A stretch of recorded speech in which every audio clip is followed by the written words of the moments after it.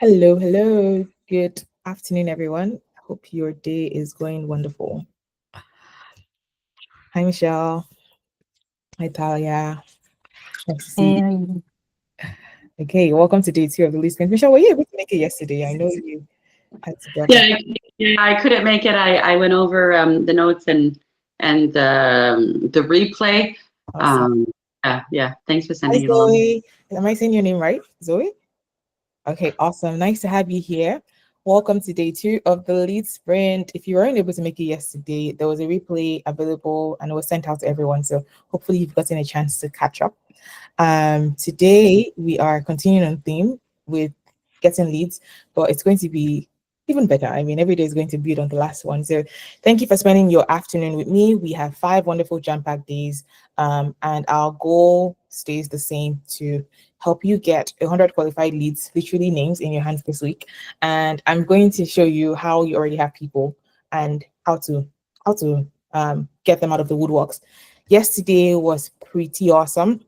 We talked about I'm going to give a recap in a second, but I also want to say that at the end of every call we're going to leave some time to answer questions, so please be here. And I want it to also be, easy for you and safe for you to do so, meaning like you're driving, it might be hard for me to hear you, but I don't know if it's a safe idea for you to be multitasking like that. So hopefully you're seated if you want to ask questions, and if you have anything as I go, please put them in the chat. I will pop in there from time to time. So thank you everyone again for being here today. Let's get started. So the lead sprint is brought to you by my one-on-one coaching money making priorities, and it is intended to help you to get at least 5 new high ticket clients in 12 weeks of working together. So that's a quarter. You'll be hearing more about it later in the spring, but today we have a different focus. Let's quickly recap what yesterday taught us. So yesterday on day one, we tackled the core mindset shift from waiting for leads to actively creating them. And I know it sounds basic, but a lot of us say things like, I want more clients, I want more leads, but you're not really thinking about, okay, where is my path in that? What am I going to be doing to get those leads into my world? And we learned about the critical difference between a lead, someone you can contact, and an engaged lead, someone who has raised their hand and shown real interest in what you sell. There is a difference, right? So, still on yesterday, we realized that getting clients is a lag indicator, meaning that it's a result of the consistent efforts in our lead indicators, the things we can control, the actions we can control, like content, like outreach, like ads, right? The things that you have control over. While the result isn't really something you can control, you can only control the pieces you do every single day. Yesterday's assignment, I'm a prof in my other life as well. So I was like, look at me giving assignments like we're in class. I guess we are in class. So assignments yesterday was to get crystal clear on your ideal client's problem in their own words, because one of the things I also hammered on yesterday is that the problem is the pitch. It's not about how fancy your marketing is, it's about what you're selling. Does this solve a problem that I have? Like, that's what determines relevance. That's what determines if I'm going to listen to you, if I'm going to want what you're offering. And I shared my story about Jamaica. If you listen to it, you will catch up on it. So if you haven't listened to it, the replay is on my podcast, Money Making Priorities. That's the name of the podcast. And it's also on YouTube. I sent you the link yesterday, so check your inbox for the recap. Okay, today we're going to talk about lead magnets. And I know you probably know what lead magnets are, but today we'll shed a different light on them. Just like yesterday, we knew what leads were, but then we talked about engaged leads. So it's going a step deeper and trying to understand what are the elements that actually make it good and make it such that it turns strangers into engaged leads. So our mission today is to turn strangers into engaged leads with your lead magnet. Okay. Um, I think I know what you want.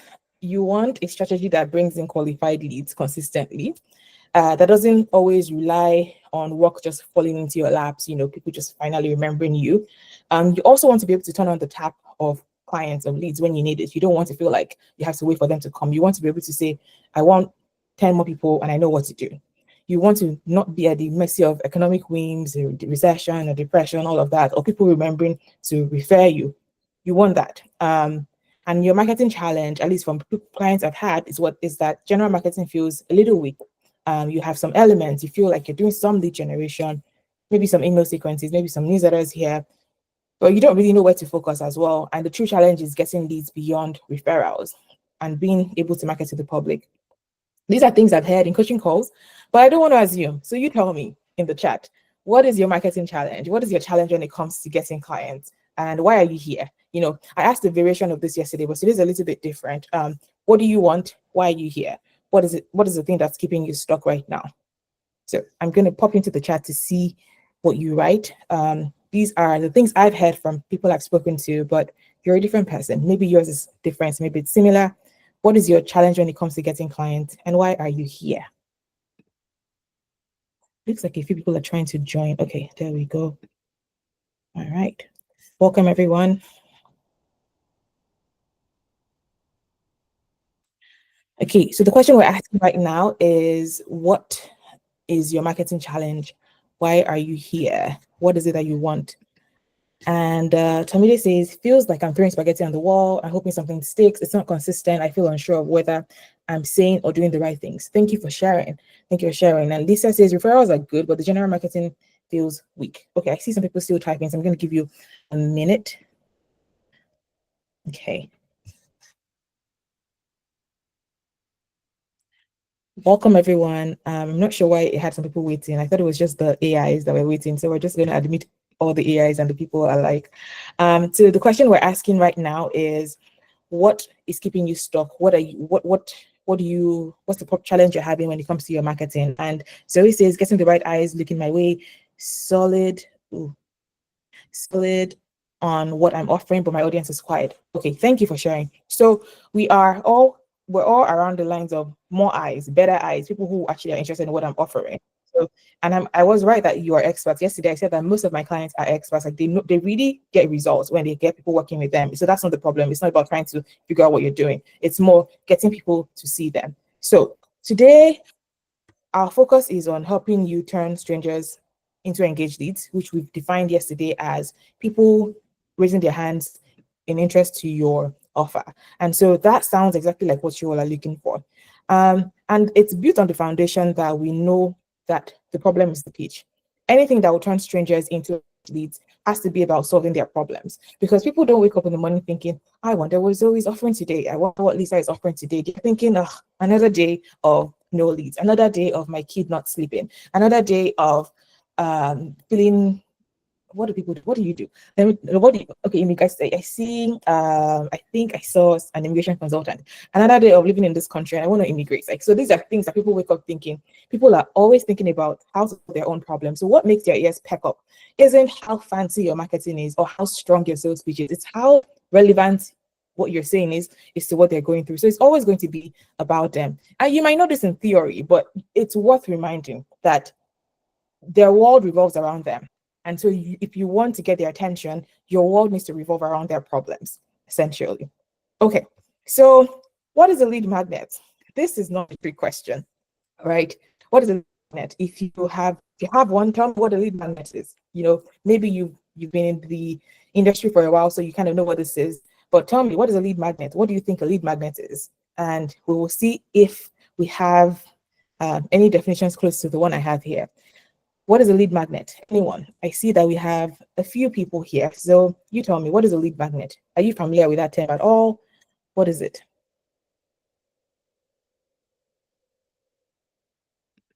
It's a free offer that gives value in exchange for their contact info. I like that. It's pretty neat. Thank you for that. Okay, the definition, I think is a really good definition. The free offer that gives value in exchange for their info.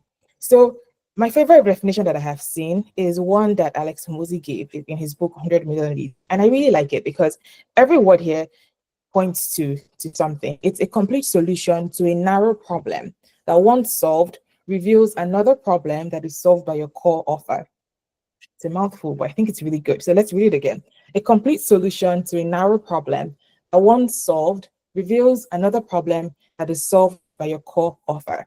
That's what a lead magnet is. So let's break down each element of this, right? A complete solution. This means that you're not just giving anything. You're not just trying to get their contact information for the sake of getting their contact information. You really are giving something that is valuable to you, right? It has to be, it's not just tips and teases. You're not trying to tease them. You're not trying to bait and switch. You're trying to give a complete solution to something.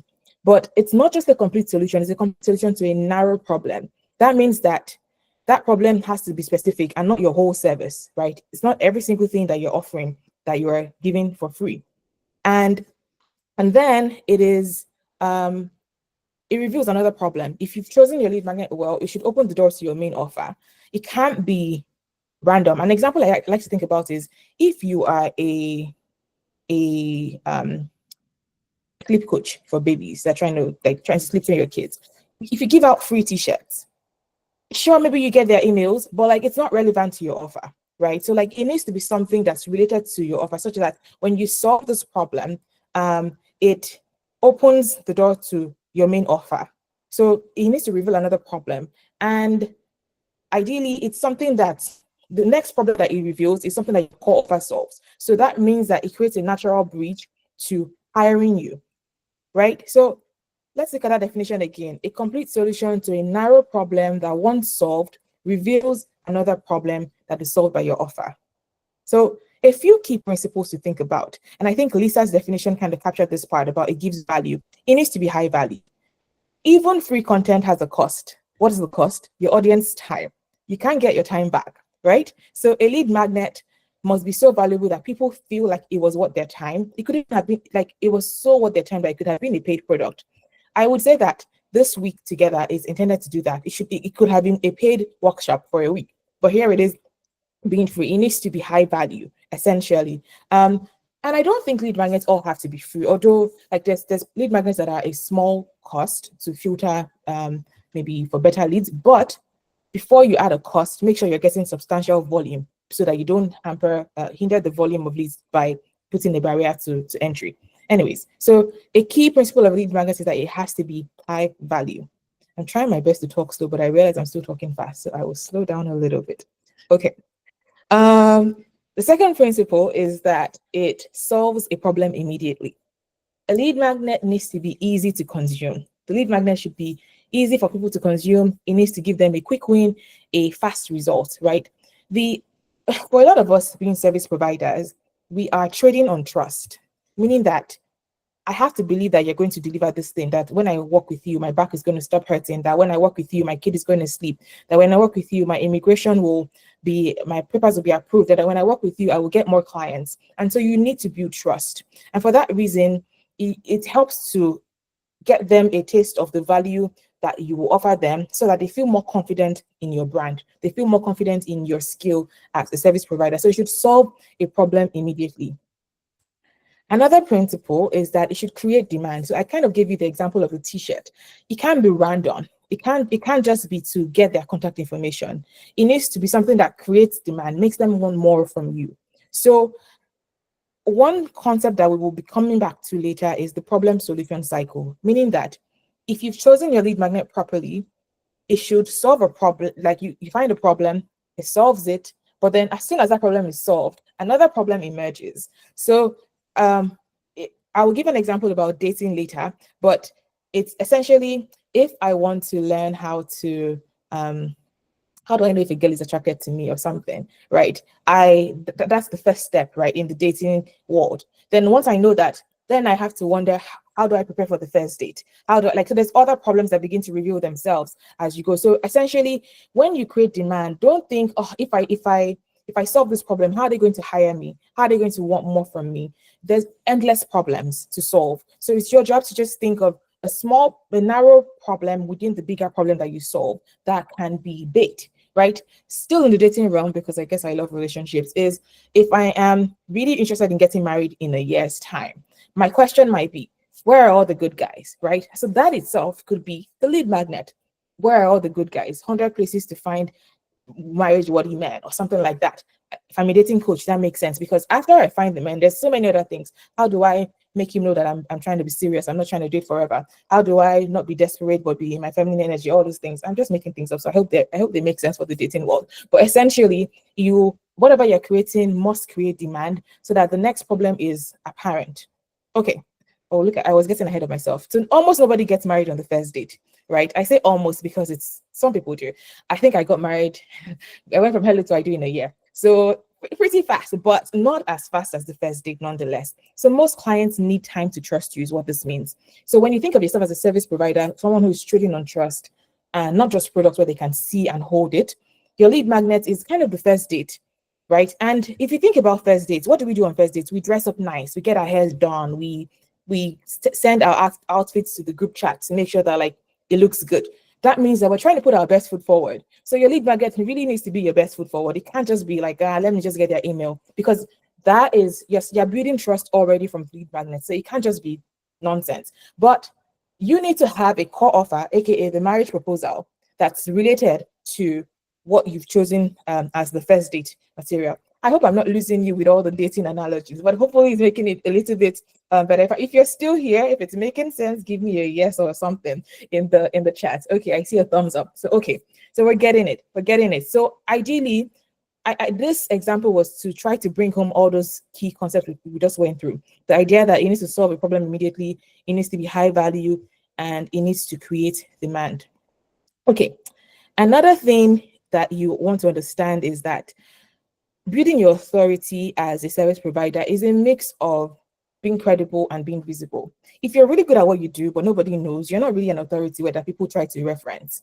But if you are visible, like everybody sees you, but they don't know what you can do or they don't believe, then you're still not an authority. So like as a service provider, you're trying to build both. You're trying to be seen and be visible, but you're also trying to build belief that I know what I'm talking about. Here are results of past clients I've worked with that have achieved this thing I'm talking about. Here are problems that I know you will have because I know what I'm talking about. So it's a mix of building credibility, you can trust me, but also staying visible. So when you think about the job of your lead magnet, it's to do these things. It's to get you in front of people and also to build credibility for you, such that you become an authority. You become the only option that people think of when they have this problem that you solve. Okay. How does each problem reveal the next? This is the problem solution cycle that I was describing. The problem solution cycle is that the lead magnet solves a specific narrow problem, but in doing so, you should naturally expose a bigger, more complex problem that your main product or service is solving. So we said a lead magnet will solve how to know if she likes you, and that solves reading the signals. But then there's other problems. Where do I take her for the first date? How do I even understand this word of dating? Nobody has ever taught me about what dating should be like. So as a dating coach, there's so much more to solve on the back end of that. So if you think about it for your own business, your own service, what problem does your service solve that starts with a smaller problem? If you just pause for a second and think about it. What is the smaller problem? Or let me read that again. What problem does your service solve that starts with a smaller problem? And that helps you to begin to think of what are the potential lead magnets that I could create.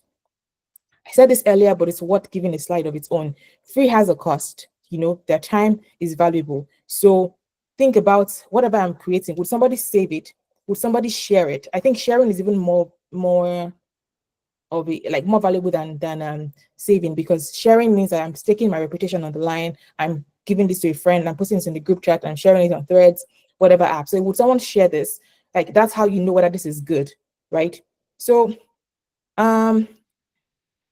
we've said quite a few things about definition of a lead magnet. Is there any area you want me to go back on and share a bit more about before we talk about types of lead magnets? Is there any part that isn't clear that you kind of still have questions about? I'm open to answer questions or like go back to pieces. We good?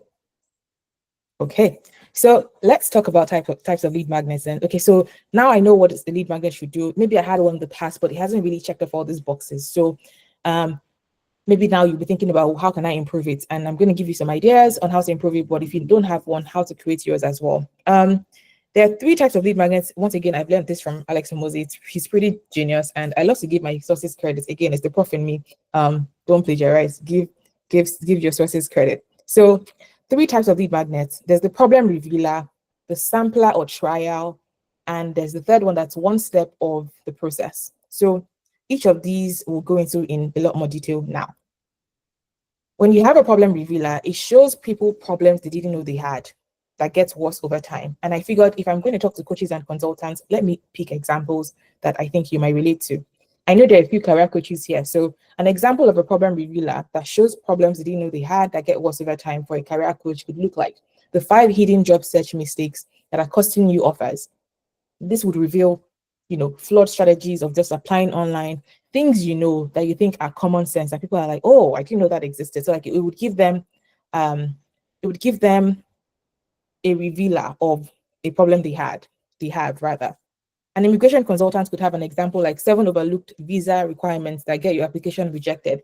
There's so many things because you've been doing this job forever that people just don't know. So this is your chance to think anything you're saying inside the the service you're giving. If you're already telling people this and you find yourself repeating yourself, that might be an example of a lead magnet you could create, because it means that people think A, but it's actually B. So you're giving them an aha moment, right? It shows them a problem they have that they don't know that gets worse over time. It highlights, pitfalls that they have. It creates urgency for professional guidance. And these are examples of problem revealers. You can begin to think of some for your own businesses as well. Okay, so that's problem revealer, one type of lead magnets. The second type is samplers or trials. A sampler or trial is exactly like it sounds. Has anybody been to Costco? Do you go to Costco? Right? Every time you go to Costco, you can count on a sample or a trial. Why do they do that? Because they want to give you a taste. They know that you're not going to get filled by one piece of cheese or a piece of granola or something. If you taste it, you might want more of it. So that's the same thing as the samplers and trials do. They give you a taste of the solution that you offer, and they're effective for recurring problems, because just because I have a 15-minute session with a business coach doesn't mean that all my problems are solved. But it's a free or a low risk way to experience the coach's expertise. And then I can decide, okay, this person is great. I want more of whatever she's offering, right? So that's one example of a lead magnet. So now a mortgage advisor could go and offer an instant mortgage rate calculator. In fact, in Canada, I know that all the banks do this. They have all these mortgage rate calculator. It's a lead magnet because you want to know, do I qualify for a mortgage before you go and bring all your documents to the bank? And when you do that, you give them your information, they calculate and give you a result. You now know, okay, this is what the mortgage rates are right now. Would I qualify? You decide that. And then if you're interested, they'll give you the next step, book an appointment with an advisor. So as an advisor, you can do the same thing. You immediately give them value and you capture their information for follow-up. So these are examples of lead magnets. And now you will start to see them all around in the world as you go. The third one is one step of the process. So for most people, there's multiple steps to working with them. So for example, for me, I believe that in getting sales, there's at least 4 steps. There's filling your pipeline with people that are interested in what you're offering. Then there's following up, because not everybody's ready to get married on the first date. So you got to follow up, chase them a little bit. And then after following up, there's having sales conversation. So that's where they've now said, okay, I'm really interested, and you're trying to understand their needs, discover their needs a bit more, and having those conversations. And after that, there's closing the sale and serving them. So there's steps. So the step we're doing right now is filling the pipeline. That's one step of a multi-step process. So that's why you're here. It's one step of a multi-step process. So when you think about the definition of this one, it solves one part of a larger multi-step problem where your core offer solves the rest. So it's your job to figure out what is one step of the process that I can reveal and solve completely. Because remember, a lead magnet is not fluff. It's not teasers. It's a complete problem solution to a narrowly defined problem. And if you joined a little bit later, there will be a replay available, so you should be able to grab that. I'm just going to check to make sure nobody is waiting in the waiting room. 1 second. I don't see anyone. Okay, so we're good. All right, so an example of this one step of the process would be for an accountant, maybe you could say the small business tax deduction guide. That could be an example that helps people to begin to understand what items are tax deductible. Guess what? The fact that I know what items are tax deductible doesn't mean I understand how to file my taxes. I still need help. So if you solve one part of it for me, your core offer is your full bookkeeping, tax preparation, financial advisory services. I still need that. So if you give me something that's a complete solution to a narrowly defined problem, I'm more likely to seek you out for the others. Another example with an immigration consultant is maybe you have an immigration document checklist for a student visa, with the core service being the full application management and representing them in their application process. So we've just gone through 3 types of lead magnets: the problem revealers, which shows people problems they didn't know they had; the sampler or trial, which gives a taste of your solution and is effective for recurring problems; and the third one being one step of the process, which solves the part solves one part of a larger multi-step problem where your core offer solves the rest. I have a quick exercise for you. We're going to set a 2-minute timer, and you will jot down your answer to one of these 3 questions. So basically, you don't have to create all 3 types, but you're going to try to create just the title of your lead magnet. If you already have one, maybe you can think about where they fall under this thing. So you could create a problem revealer, a sampler or trial, or a one-step process. And the question you ask yourself with the first one is, if you're going to create a problem revealer, what's one mistake my clients keep making that they don't even realize is costing them? If you're going to create a sampler or trial, you ask yourself, what's the smallest taste of my service I could give someone in 15 minutes or less? If you're going to create one step of a process, you ask yourself, what's the very first thing someone needs to figure out before they can even think about hiring me? And with that, I'm going to start a 2-minute timer, and I will have you share what you come up with in the chat. And if you're bold enough, you can come off mute to share as well once you're done. Remember, you're not trying to answer all 3, just pick one. And if you're done with one, you can move on to the next to do. Our timer is going. We have 1 minute, 42 seconds left.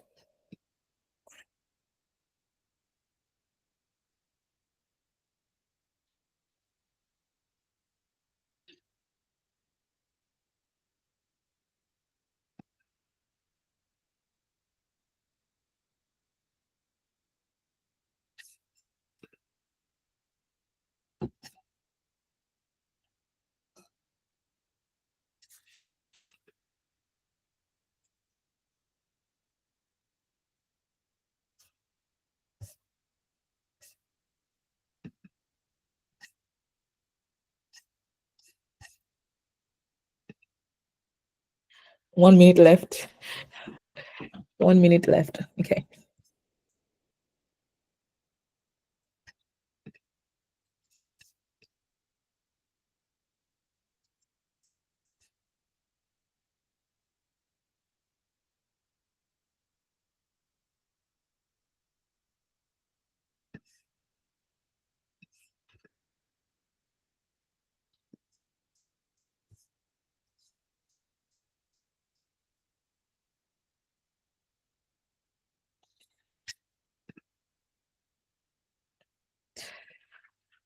Twenty seconds left.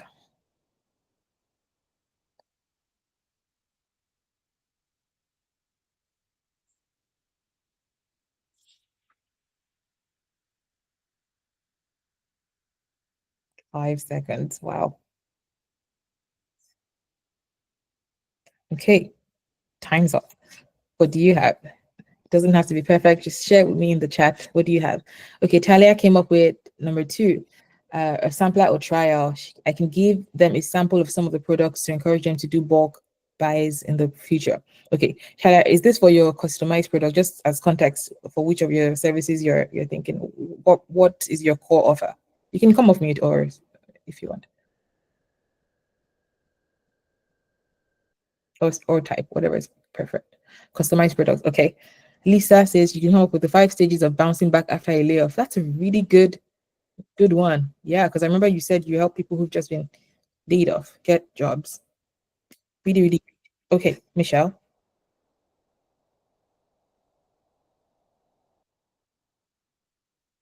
You're still muted, Michelle. Okay, there I you go. can't find my chat button, so I've been looking.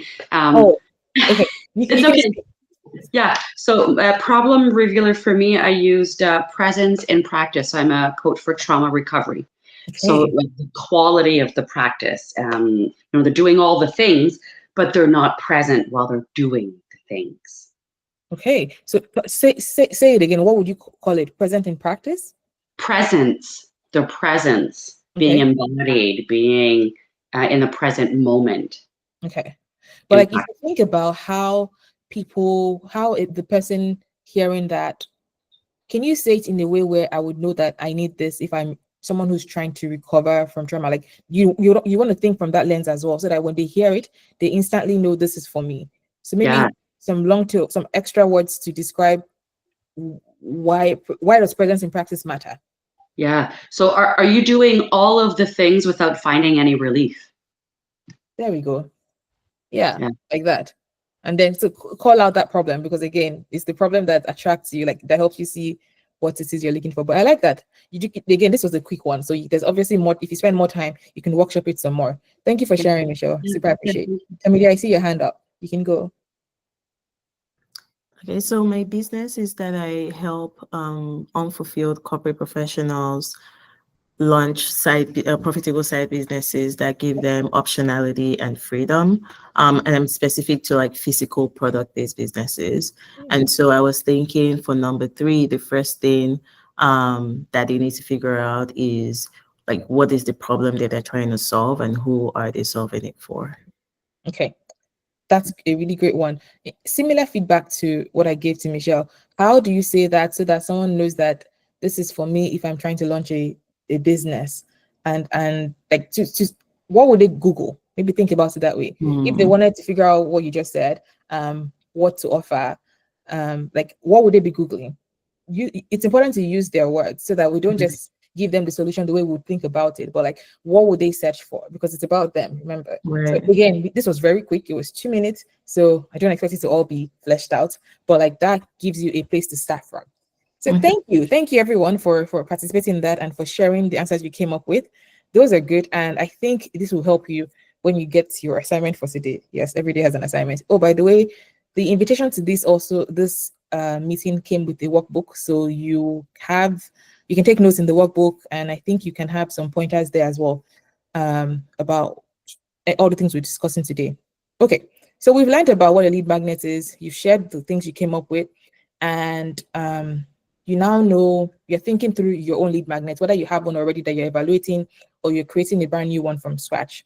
The next thing that will likely come up is, okay, if I build it, we know that if you build it, they won't come. You have to go get them. So how do you get the leads? How do you get people to put this lead magnet in front of? I have researched this topic extensively. I have coached clients on it extensively, and I believe that all kinds of ways to get leads fit almost neatly into these three areas. Outreach, you go to them. Content, you pull them to you. Paid advertising, you pay to put your stuff in front of them. When you think about all the other things, speaking, writing, publicity, they're forms of content. If you think about warm outreach, cold outreach, they're forms of outreach. If you think about partnerships and collaborations, they're a form of outreach, going to find people. So it really boils down to these three things. You go to them, outreach, you pull them to you, paid content, or you pay to put your stuff in front of them. So it's a simple way to think of them. So, but let's go into each one a little bit more specifically so that you can see how you can start to put whatever lead magnets you create in front of people that are interested in what you do. So the first one is outreach, the first source of leads. You go to them. Start with the people you know. The people you know, you've built trust with them, you've built relationships with them. They're your warm network. At the beginning, it will just be family and friends, but as you grow, your warm network starts to grow as well. You now have past clients, leads who didn't buy, personal connections, and you have people that you can go to, that you can offer this lead magnet to, re-engage them, that you can make direct offers about your product, your service to. And I will talk a little bit more about this cycle at the end, but I believe that all of getting leads is this cycle of warm outreach, then they get results, it becomes content, then you have money, it becomes ads. But we'll get there.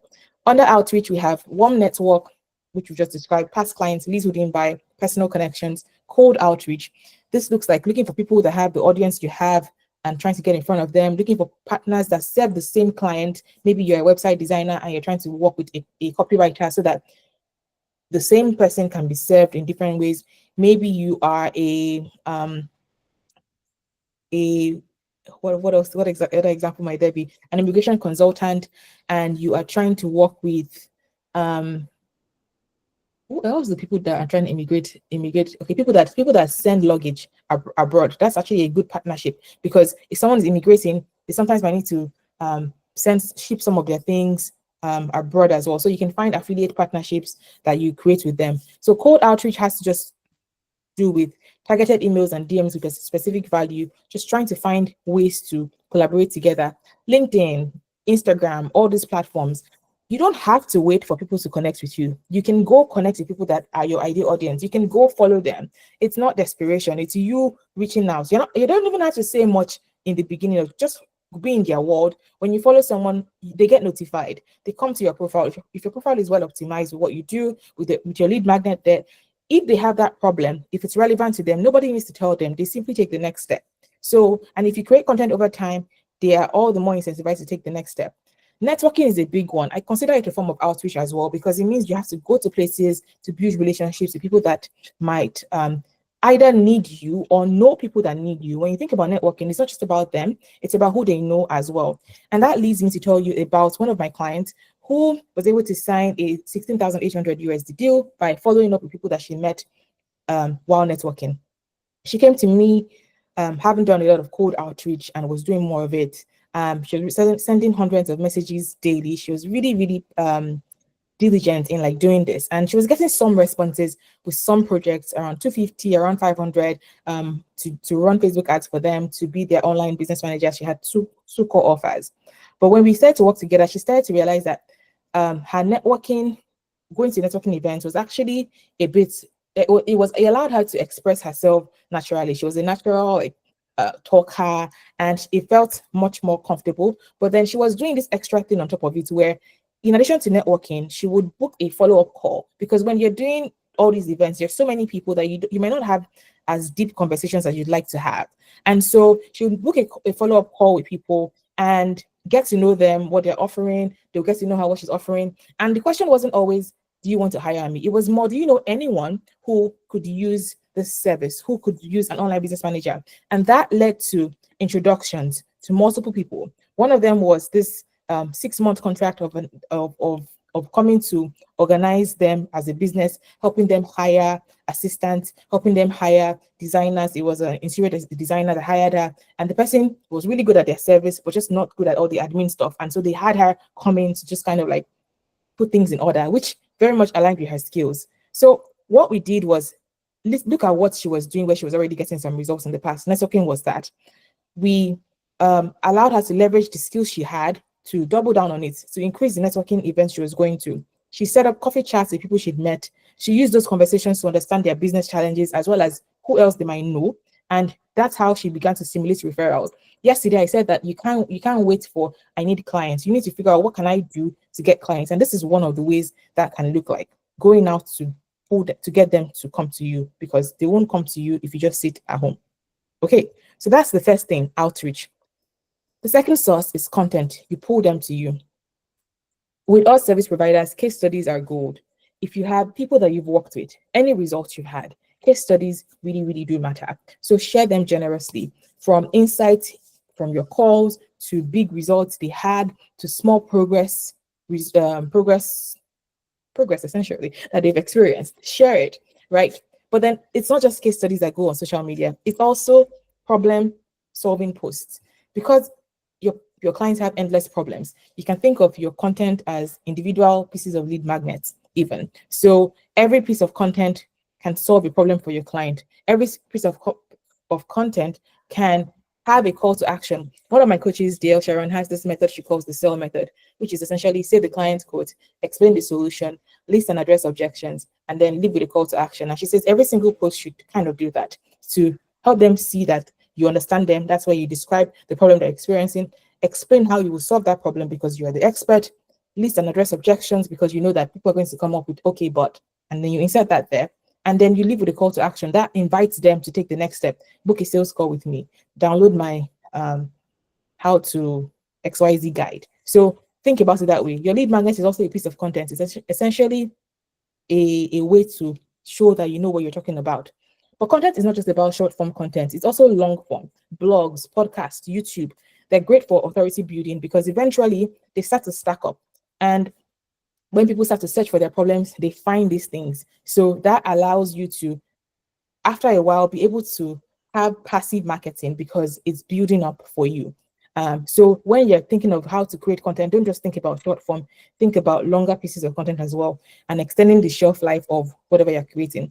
I consider speaking a form of content as well. So that's kind of what I'm doing here, creating events where I'm speaking at, but also looking at looking for ways to speak in front of other people's audiences, inside guest, be a guest speaker inside someone's community. If you have friends that have businesses, collaborate together, right? And demonstrate your expertise in front of them, even when they don't feel directly related. Yes, last year I spoke at a group that was about finance. They had a small business themed month, and I spoke at that event. And honestly, I just spoke about what I thought would be relevant to them about creating super fans. And I got a client from there. They said, I just really like your energy and I feel like you have what I'm looking for. And they came and booked a sales call. So you don't just wait for people to come to you. You can also pull them to you with your content. I wouldn't have all the time in the world to talk about this, but I'm going to briefly go about it. So I had another client who filled her group program by getting leads from LinkedIn. They're already good at converting on their webinar, but they couldn't figure out how to get people beyond referrals to come to the webinar. And so I realized that she was beginning to get attention on LinkedIn. And I said, hey, why don't you start to share about this webinar you have coming up? Talk about the problems you're going to solve there. Talk about what to expect. Talk about past results you've had with clients, and do this over a couple of weeks. So she did this for 3 weeks. I was able to get about 70 people to come to their webinar. And on the back of that webinar, they told the story about the transformation they've had in the problem they solved, and their story is honestly very powerful. And the issue was never the webinar. The webinar was always good. It was always about getting people to come to the webinar. And on the back of that, also did a few emails, and that was how they were able to convert people from that webinar into becoming clients. But the top is essentially that the group was filled by sharing their expertise on LinkedIn, by inviting people to join the webinar on LinkedIn. So whenever we're thinking, where are people? People are everywhere, just waiting for you to talk about the problems that they have. Make them come looking for you by putting content out there. Okay, the third part is ads, and I'm not going to get into it because I haven't explored this as much as I should. But I know that as soon as something starts to work, you want to amplify what is working. So I want you to start with your warm network. I want you to go to content. And then when you get paid, when you start getting paid seriously, then funnel some of that money into ads. This is how I see it making up the lead cycle. If you start with warm outreach, so let me give an example of a friend who's about to start an events branding and events management business. She has a really healthy network, and so do she has friends that are currently getting married. And I said, you're about to be a bridesmaid on this event. Ask if you can participate in it. So that's warm outreach, people she already knows. If they say yes, she will have content from that event that she can post, and she should post, to demonstrate her work in public. The content can be behind the scenes. The content can be on the day of coordination. The content can be challenges they faced and how they overcame it. There is a lot of content. If they're smart, as soon as you start to make some money and you have enough pieces of content, some of them will stand out more than the other. Maybe you create 10 pieces of content, but one of them gets 1,000 likes. That one is a good candidate to put some ads behind so that even more people see it. And then when more people see it, you get more clients. Or rather, you already have clients. Now your warm outreach goes beyond your friends. You now have friends and clients to reach out to. Then you start again. Hey, I'm running a promotion this month for anyone who books my event services. They get XYZ. Then that gets you to get clients. You get more results. It becomes content. So it just keeps going. It keeps going, and it gets bigger and bigger. So getting leads is no longer a mystery. You start with what you have. Tomorrow, I'm going to share, I think, about 20 sources where you can find warm outreach to reach out to. That's where we're going to get the 100 names for you from the people that you already know. But I want you to think about it like, who do I already know that has the problem I solve? Or who do I know that knows other people? It doesn't have to be them. It can be who they know. Think about me. I'm one person, but I probably have 100 people that I know. And you know people as well. So start with who's within your reach. And that's how we're going to grow this business. But coming right back to this 16.8K win that I mentioned in passing, she was a really big action taker. And I want you to do the same. Maybe you feel like, okay, you're hearing a lot right now, but what are you going to do with it? You're going to decide what's one piece you can action from today. Which of the many pieces of things you've heard are you going to action? Are you going to evaluate the leads that you have? Are you going to evaluate the lead magnets you have to see if he meets all the criteria we've discussed today? Are you going to just say, oh, interesting information, and close the tab for today? Be an action taker. It's not enough to know what to do. You have to do something with it. She was someone that took action regularly. She also used every single week of our one-on-one coaching to to like refine her ideas. This is what I did this week. What do you think? What do you think I should do better? What do you think I should do less of? And that way, getting feedback was very, very useful to her. She would also say that as much as she was an action taker, she would say, because I know I'm seeing Fakwa on Wednesday, if I haven't done what I was supposed to do this week by Tuesday night, I'm just going to stay up and do it. So that extra layer of accountability from having a one-on-one coach definitely helped her. So if you know that you want to end this year, this 2025 that we're in, with your best quarter yet, you're going to want to have all the support you need to get the high ticket clients you want. And you're also going to want to bring your thoughts, your hesitations, the strategies you've tried, what has worked, what has not worked, to getting coached. And I am talking about my one-on-one coaching all week this week. It is to help you sign at least 5 new high ticket clients over the next 12 weeks.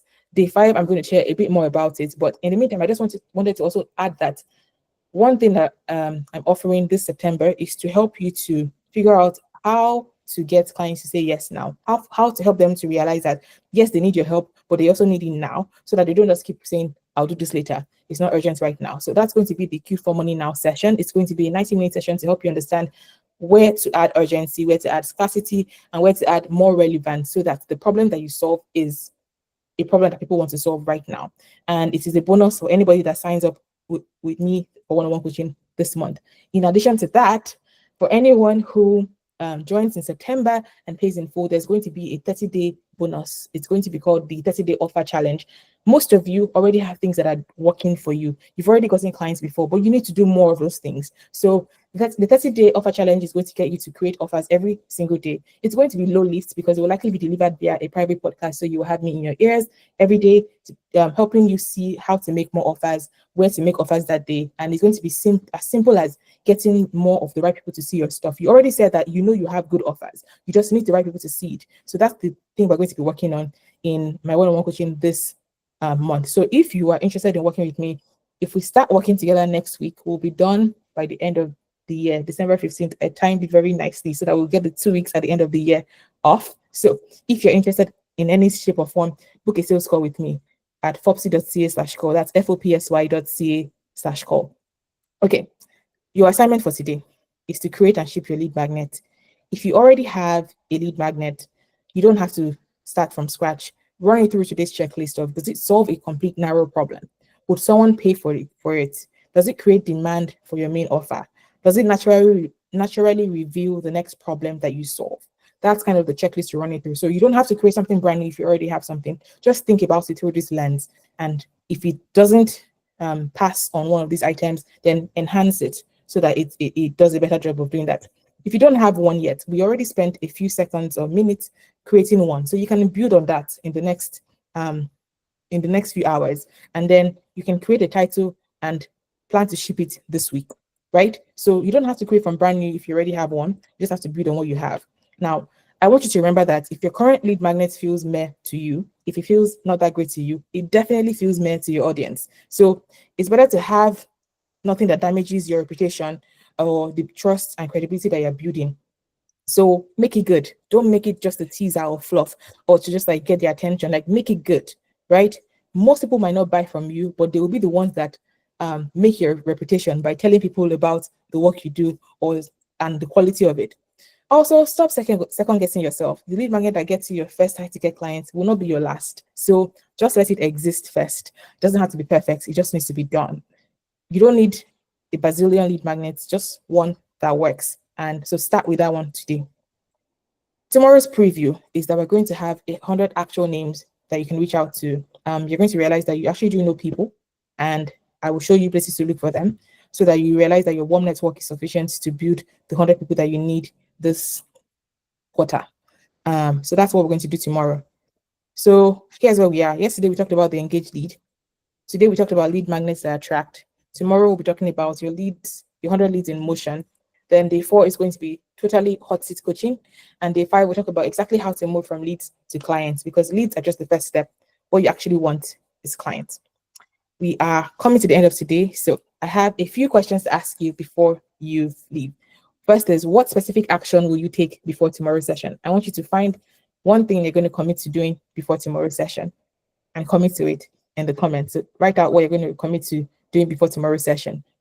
The second thing is, what clicked for you today that you didn't see before? Maybe there was something new you heard, or something you heard, something old that just kind of was reinforced for you. What clicked for you that you didn't see before? Put it in the chat. And the third thing is, what is your biggest concern about implementing this? Maybe what support do you need? This helps me to also kind of know where to support you more. Any of these three questions, you can answer them in the chat.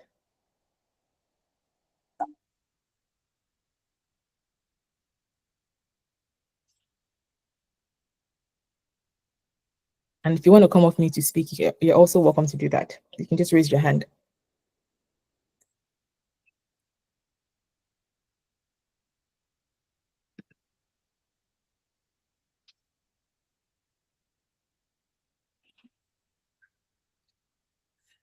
Get clear on the lead magnet I need to build. Okay. Yeah, that's the one thing, number one, on specific action you will take. Get clear on the lead, but also don't spend too much time thinking. So you actually execute it. Just pick one. Whichever one came easiest to you, pick that one. Michelle, you can go ahead. I'm going to refine my current lead magnet, which doesn't follow those 4 steps. So what clicked for me today was those different pieces of the lead magnet and what it is and what it brings. So that was like, okay, yeah. My biggest concern is where, like, do I put it on one lead magnet on all, like Instagram and Facebook and website and LinkedIn, and that's a little bit, yeah. Let me start there. So thank you for what clicked. It looks like the same thing clicked for someone else in the chat. So good to know that the part about the lead magnet revealing another problem that's related to your core services is important, because exactly what's the point of the lead magnet if it's not going to be relevant? Okay, so about the concern on where to put it, yes, start with one really good one and put it everywhere. Let it be the same one in your email signature. Let it be the same one on your website, on your Instagram bio. Let it be the same one. We underestimate how many times people need to hear the same thing before they take action. So I was pretty sure that I had capped my enrollment when I started this thing, like this lead sprint, maybe by Saturday, because I figured anybody that wants to join should know by now. Tell me why, like, maybe another like 15 people joined between Sunday and now. So I was like, okay, I guess they weren't done hearing about it. So people need to hear things quite a few times. So allow yourself to repeat yourself, but also if you have one core lead magnet and it's working, then you can keep improving it. So for example, if I do this lead sprint again, then I have my slides, I have like the feedback you've given me, and I can improve on it rather than trying to create something else again. As we grow in business, you will have multiple lead magnets, yes, but a lot of people just have one core thing that they do really well. Some people run webinars really well. Some people do their podcast really well, and like it's a core source of lead gen. As you grow, you will add another one, but first do more of what's working and just make it better, and before you add new things. So yes, get one strong one is what I would say. So I hope that helps the concept. Thank you. No problem at all. Thank you. I saw a few others in the chat. Lisa says, I'm going to reassess my current lead magnets. Love that. And the part that clicked was the part about revealing another problem that your core services, that my core offer solves. Yes. Thank you for sharing. Thalia says, marketing products I already had in existence to figure out if they are effective and or what needs to be revised. Okay. All right. Does anybody have any questions? I have some minutes for questions. And as always, the lead sprint is brought to you by my one-on-one coaching money making priorities. If you'd like to work together over the next 12 weeks to make this your best quarter yet and to sign at least 5 new high-ticket clients in the next 12 weeks, please book a sales call with me at fopsy.ca. Fopsy is spelled FOPSY.ca/call to learn more. But before then, while you're here, do you have any questions that I can help answer? I have one. Go ahead. I have so my lead magnet is like a scorecard. So people can go through and they can complete it, and it tells them how they are on their layoff journey. And I think that the lead magnet itself, I've had 5 people do it, and it's been posted for like a couple of months. So when you say posted, where is it? It's on my site. Okay. So of that 5 people, 1 person has turned into a client. Ooh, that's a healthy conversion. Okay. Is it? Okay. I didn't. 1 out of 5 is 20%, right? Okay. Math isn't my greatest skill, but sounds Yes. like, yeah. Okay. Okay. So getting eyes on it, I guess, is the part, like getting more people to do it. Yeah. Because it takes more time, I guess. Maybe is that something that could be a barrier for them to complete it? It could be, but how long, how much time are we talking about? Like a minute and a half. You've been here for an hour. Yeah. Fair enough. So like it should be fast, yes, but if it offers value, a minute isn't long. But I would say that, like you say, it's been posted, and my immediate thought, and I may be wrong, so you tell me if I'm wrong, is have you promoted it? You also have to No. promote your lead magnet. Don't assume that people are just going to stumble on it. I felt like I promoted the life out of this lead magnet, this lead sprint. I was talking about it everywhere. I came up with the idea very shortly, but then I know that I am one of the things I fall victim to is like procrastination. I'm gonna like want it to be perfect, and like so I gave myself 1 hour before my flight took off, and I'm like, you must put it out and you must put it everywhere and you must tell them to invite people, and I did it in 1 hour. But then on the vacation, it was not a good idea. I don't recommend it. I posted it everywhere. I put threads, a bazillion threads. I think that's how Zoe found me. I posted to LinkedIn. I told my current clients to invite people. I posted it on WhatsApp. You have to talk about it everywhere. It's free. Time is a cost as well. So you have to like sell the value of it. It's not enough to say this thing exists. Why does this thing exist? What problem will be solved for you when you finish this thing? What is on the other side of you doing this thing? What problem are you staying stuck in as you don't do this thing? Like there's so many angles to promote your lead magnet from. A simple exercise you could do is, do you use AI, whatever platform you use, ChatGPT, say, hey ChatGPT, I created this lead magnet that is a 5 blah blah scorecard for XYZ person. I need 10 ways to promote it, and like explore them all. You realize there's endless angles to promote the lead magnet. So don't assume that because it's good and it exists, people are going to find it. Because you now know that 1 person out of 5 people did it and it worked, all the more reason to double down on getting more people to do it. If you have an email list, share it. If you can find a partner that allows you to do a list swap, they can promote it to their own list and you get in front of new audiences. If you have a group that you're a part of that you can share stuff in, share about it. So don't underestimate how much you have to promote it as well. Okay. That's really helpful. You're Thank welcome. No problem. Any other questions? We can do maybe one more before we take off. I dropped it in the chat. Oh, okay. I don't see it. Can you just say it? Oh, okay. You can speak. I do a number of things. I don't have quite one focus. For example, I'm also working in digital products. Would I need a lead magnet for each type of product? Okay. If I were questioning you one-on-one, I would say we're going to need to figure out which one you want to focus on. Which area, where is bringing in the most income right now of all the many things you do, and where do you want to focus on? Because it's hard to split your attention from digital products to books to, I know you're also doing a podcast. I know you also do customized products. So it's a lot. Where do you want to focus? And I don't think that 2 minutes would be enough to get into it. So you are very welcome I know how to reach you, so I'm going to reach you to talk more about this one. Remind me if I don't, but I will reach you to talk about this one. Okay. But thank you for raising that. I just don't want to start what I can't finish in 2 minutes. But yeah, I think that more of us need to do less and better. Just do less better. And that's hard for me to say because I'm also much multi-passionate. I have a lot of things I like, so I have to force myself every day to focus. And it's yielding results. You're becoming known for that thing you do. And I do the other things as hobbies. So I just let the business be focused on one thing. Okay. Thank you everyone for being here today. This was day 2. Your assignment is to refine your lead magnet. Please do it because it helps you to just get better. So you don't have to create a new one if you already have one, but if you don't have one, create one. If you have one, just run it through the checklist and see ways to improve it. And if the advice I gave to Lisa applies, refine it and publish it more, promote it more. People need to hear about it more times than you think they do. And if you'd like to work with me one-on-one, please book your sales call at fopsy.ca/call. This month, there are 2 bonuses. The Q4 Money Now session, which is going to help you to close clients this quarter, not later.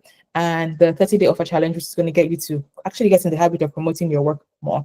And because of that, you will likely be able to already make your money back before we even start our one-on-one coaching together. So Fopsy.ca/call is the way to book that call, and you'll be getting lots of emails from me. So happy reading.